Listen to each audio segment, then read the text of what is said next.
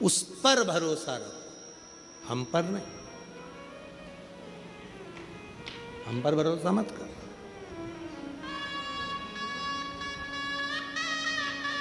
और शिव कथा कर रही, भगवान देवादिदेव महादेव का चरित्र कह रहा। मंथन हुआ, हलाहल विष निकला। मंथन में जो अमृत निकला था वो देवताओं ने धारण कर लिया, देवताओं ने ले लिया, पर जो हलाहल विष निकल रहा है उस विष को कौन पिएगा, उस विष को कौन धारण करेगा? संसार में जितने भी लोग हैं वो सब अच्छाई लेने वाले हैं, बुरा कोई ग्रहण करने वाला नहीं है। थोड़ा सा भी काम बिगड़ा कोई अपने माथे पर नहीं लेता, महाराज कोई नहीं, कोई अपने माथे पर नहीं लेता। अगर कार्यक्रम बिगड़े, कोई काम बिगड़े, कोई घर में व्यवस्था बिगड़े, अव्यवस्था हो जाए, कोई व्यवस्था गड़बड़ा जाए, कोई काम गड़बड़ा जाए, कोई अपने माथे नहीं लेता। किसने करा? इनने करा। किसने किया? उसने किया। हमने कुछ नहीं किया, हमने तो पूरी व्यवस्था करी थी, हमने तो ये करा था, हमने तो वो करा था, हमने तो ये किया, हमने तो वो किया। बिगड़ा तुमने बिगाड़ा, हमने नहीं बिगाड़ा। अच्छा सब ले लेंगे, बहुत जोरदार कार्यक्रम हुआ, कौन ने कराया? अरे हमने कराया है, पूरा संभाला था, पूरा संभाला।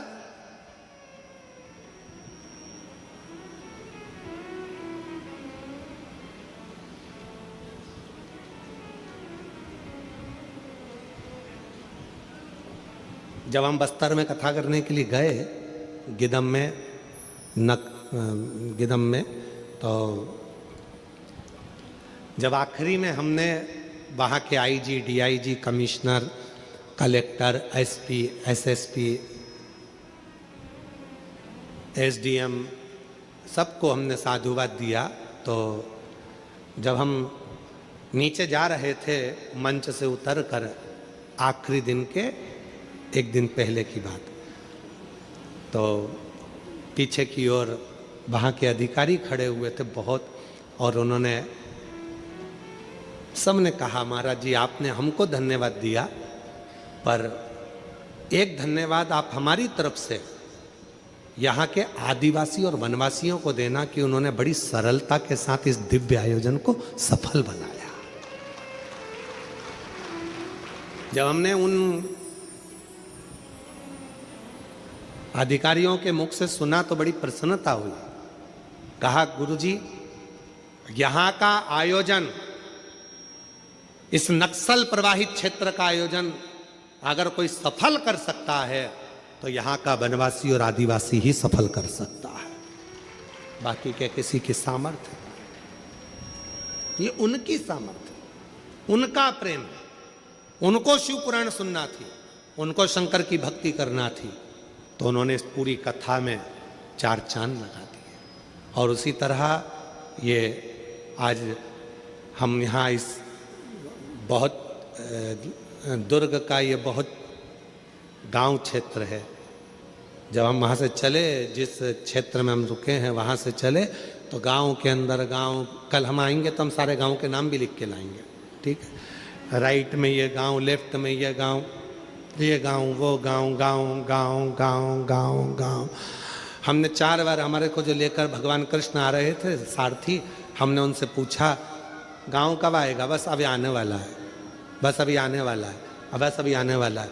तो हमने कहा ये गांव नहीं, अभी और आएगा, फिर और आएगा, फिर और आएगा, फिर और, ऐसे इधर गांव, इधर गांव, गांव गांव गांव गांव गांव, तब जाकर ये नकपुरा पहुंचे। नकपुरा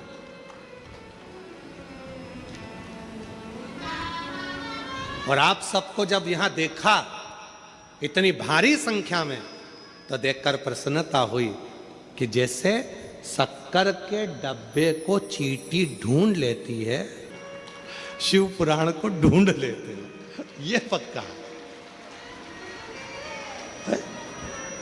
बड़ी बड़ी कृपा, बड़ा प्रेम है आप लोगों को शिव जी से। एक बात तो पक्का है, तुम शंकर जी की बेटी पक्की हो और दामाद भी पक्के हो, ये निश्चित है। ये संबंध तुम्हारा बड़ा भारी है, ढूंढ लेते। कथा हो रही है, कथा हो रही है, कथा हो रही है, चलना है, चलना है। शिव कथा, मंथन किया, विष निकला, मंथन में विष। कौन पिएगा? विष पीने की सामर्थ्यता किसमें? बुराई झेलने की सामर्थ्यता किसमें? अपशब्द झेलने की सामर्थ्यता किसमें? सास ने अपशब्द कहे बहू को और बहू ने पलट कर जवाब दे दिया तो समझ लेना कि यहां पर बहू महान नहीं है। बहू की महानता कब होती है? जब सास अपशब्द कहे और बहू सुनकर भी मुस्कुरा कर चल दे, समझ लेना कि उसकी जिंदगी में उसने किसी सच्चे गुरु का सानिध्य प्राप्त करा। सच्चे गुरु का सानिध्य। पलट कर तो कोई भी जवाब दे देगा। कितना सुंदर व्याख्यान है महाभारत का। द्रौपदी के सोते हुए 5 पुत्रों का वध अश्वत्थामा ने कर दिया। तलवार उठाई अश्वत्थामा ने और द्रौपदी के 5 पुत्रों का वध करा। अश्वत्थामा तो विद्वान थे, गुरु के पुत्र थे, इतनी विद्वत्ता थी उनमें। फिर उन्होंने द्रौपदी के 5 सोते हुए पुत्रों को क्यों मार दिया? क्योंकि एक रात्रि पहले अश्वत्थामा अपने शिविर के बाहर, पंडाल के बाहर बैठे थे, कुर्सी लगा के बड़े आनंद के साथ। रात्रि का समय था। एक उल्लू आया और वो उल्लू आया, रात का समय था। रात के समय पर उल्लू ने कौवे के घोंसले पर आक्रमण कर दिया और उसके बच्चों को मार मार कर उल्लू खाने लगा। अश्वत्थामा ने देख लिया, अगर यह पांडव जिंदा दिन में नहीं मर सकते तो इनको रात को मारो। उल्लू जैसी बुद्धि, उल्लू जैसा कर्म। अश्वत्थामा ने केवल उल्लू को देखकर उसके जैसा कर्म करना प्रारंभ कर दिया। और द्रौपदी के 5 पुत्र सो रहे थे। अश्वत्थामा उसमें प्रवेश कर गया और द्रौपदी के 5 पुत्रों का वध कर दिया। 5 पुत्रों का वध। द्रौपदी को मालूम पड़ा कि तुम्हारे 5 बेटे मर गए। अश्वत्थामा को पकड़कर भीम अर्जुन लेकर आए, सामने लाकर खड़ा कर दिया। द्रौपदी के हाथ में तलवार दे दी भीम ने और अर्जुन ने। ले द्रौपदी, इस अश्वत्थामा ने तेरे 5 बेटों को मारा है, तलवार लेकर तू इसको मार दे। द्रौपदी हाथ जोड़कर खड़ी हो गई, मैं इसको नहीं मार सकती, ये मेरे गुरु का पुत्र है। तो क्या हुआ? इसने तेरे बेटे को मारा तो तू इसको मार दे। द्रौपदी ने महाभारत के इस पर्व के अंतर्गत जो बात कही वो पूरे विश्व को धारण करना चाहिए। द्रौपदी ने कहा, इसने मेरे बेटे को मारा तो मैं भी इसको मार दूं, ये कहां की रीति है? द्रौपदी कह रही है, अगर कुत्ता हमको काटेगा तो क्या हम कुत्ते को काट लेंगे? बोलो तो रही मेरी छत्तीसगढ़ की जीजियों, होता है ऐसा? जम के बोलो, जम के जरा। अड़ोसान होता है ऐसा? नहीं।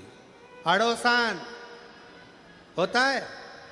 पीछे वाले धड़ोसी नहीं। द्रौपदी ने कहा, कुत्ता हमें काटता है तो हम कुत्ते को नहीं काटते। अश्वत्थामा ने मेरे पुत्र को मार दिया तो मैं अश्वत्थामा का शीश काट दूं, ये कहां की रीति है? मैं नहीं मार सकती, मैं शीश नहीं काट सकती, नहीं काटूंगी। कुत्ता हमें काटे और हम कुत्ते को काटें, यह हमारे यहाँ की रीति नहीं है। पर आज के समय में यही हो रहा है। सास कुछ बोली, बहू पलट कर जवाब दे दी, ये तो उसी में का हाल हो गया। कुत्ता हमें काटा, हम कुत्ते को काट गए। क्यों? किस लिए? बोलने दो। आग लगे बस्ती में, अपन रहो मस्ती में। क्या किसको रोइए, चादर तान के सोइए। क्या करना अपन को? हो रहा है ना, ठीक है। कोई गाली दे रहा है ना, देने दे। कोई अपशब्द कह रहा है ना, कहने दो। ध्यान देना, जिस पर दुनिया हंसी है उसी ने भारत का इतिहास रचा है। उसी ने भारत का इतिहास रचा है। जिस पर दुनिया हंसी उसी ने इतिहास रचा है। उसी ने इतिहास रचा।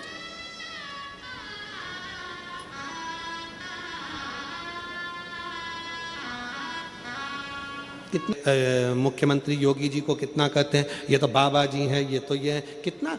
तो जिस पर दुनिया हंसी है, इतिहास उसी ने रचा है। हंसो, कितना हंसो। और याद रखना मेरी बेटियों, मेरे बेटाओं, मेरे नवयुवक बच्चा बच्ची, इस बात का ध्यान रखना, तुम्हारे दोस्त तुम पर हंसते हैं, ये पढ़ नहीं सकता, इसको कुछ याद नहीं रहता, ट्यूशन में फेल है, ये बच्चा ऐसा है, ये बच्चा वैसा है। घबराना नहीं। मेरा परमात्मा अगर संसार में जन्म दिया है, तुम कितने भी फेल हो जाओ, पर तुम्हें परमात्मा ने एक ना एक हुनर ऐसा दिया है, अगर तुमने उस हुनर को निखार लिया तो एक दिन तुम भी इतिहास रच कर मानोगे, ये निश्चित है। क्यों घबराना? किस लिए घबराना? जिस पर दुनिया हंसी है, खूब हंसते हैं लोग, हंसने का काम है, ताना देने का काम है दुनिया का, पर घबराना नहीं।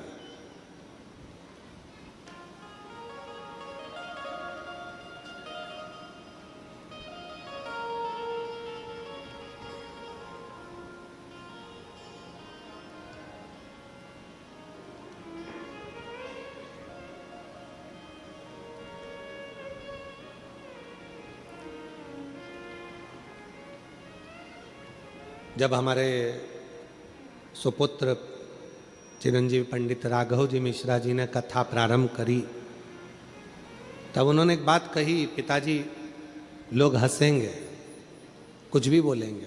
हमने कहा लोग हंसेंगे, ताना कसेंगे, कसने दो। दुनिया की रीति है, तुम कुछ नहीं करोगे तो भी हंसेंगे और कुछ करोगे तो भी हंसेंगे।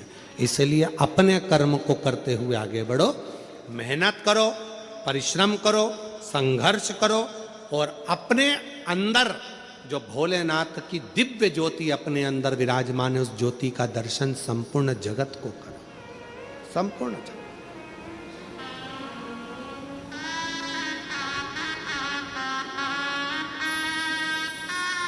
संपूर्ण जगत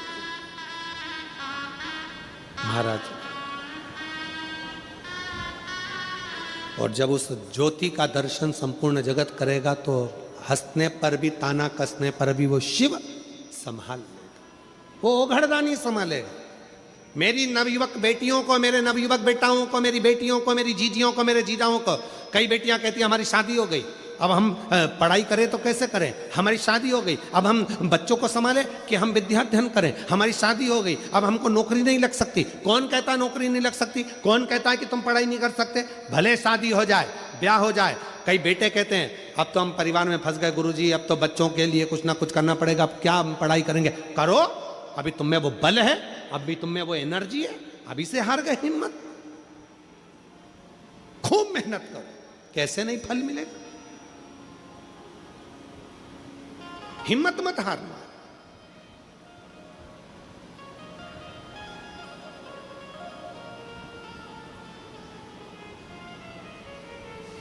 और तेरी कृपा का क्या है भरोसा, कब किस पर जरा सी हम पर। वो कृपा करेगा, जरूर करेगा। आप अपना ध्यान केंद्रित रखना, भटकना नहीं, अपने मन को पूरा पक्का रखना, शिव संभाल लेगा, शिव संभाल, शंकर संभाल। क्यों भटके? देव अधिदेव महादेव ने सामने से विष आया, विष कौन पिएगा? शंकर कहते हैं पार्वती इस विष को मैं पीऊंगा। मैं? हाँ, मेरे स्वामी विष पिएंगे? हाँ, देवता तो अमृत पी रहे हैं, उनको पीने दो, उनको पीने, महाराज उनको पीने। पार्वती जी कह रही हैं कि इस विष को आप पिएंगे? हाँ प्रभु, ये तो हलाहल विष है, जिसको पीना अच्छा नहीं आ रहा है, प्रेशर नहीं आ रहा है इनमें। ये तो हलाहल विष है, इसको आप पिए।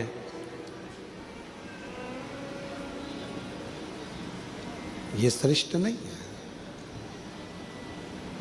भगवान देवाधिदेव महादेव ने पार्वती जी को समझाया कि पार्वती, अमृत पीने वाला श्रेष्ठ नहीं जितना विष पीने वाला। जो बुराइयों को,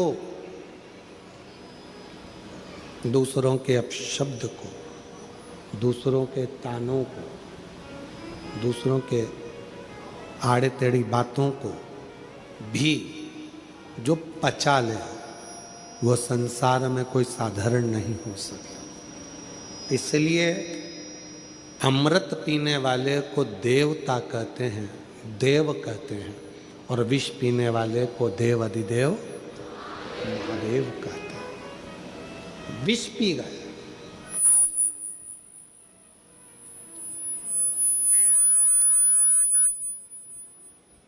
और विष भगवान देव अधिदेव महादेव ने जैसे पिया, कंठ पर वो विष आया, गले में वो विष आया।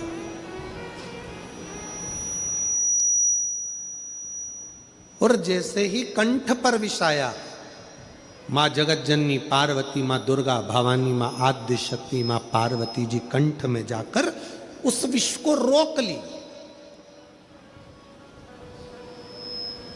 उस विष को मां पार्वती जी ने रोक लिया।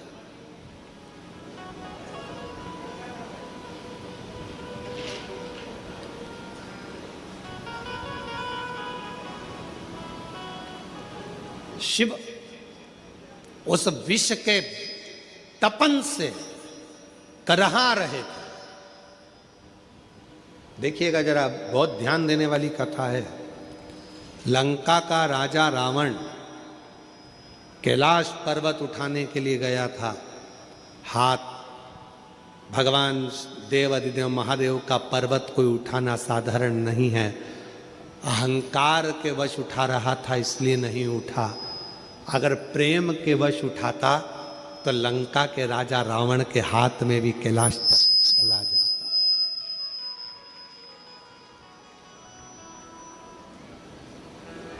यदि प्रेम वश उठाता तो, और यदि प्रेम से लंका का राजा रावण अगर उठाता कैलाश पर्वत तो उसके हाथ में होता। पर वो पर्वत उठाते समय हाथ भगवान ने अपने पांव का अंगूठा थोड़ा सा नीचे करा भोलेनाथ ने, और हाथ टूटने लगे, दबने लगे। तब रावण ने भगवान शिव को पुकारा।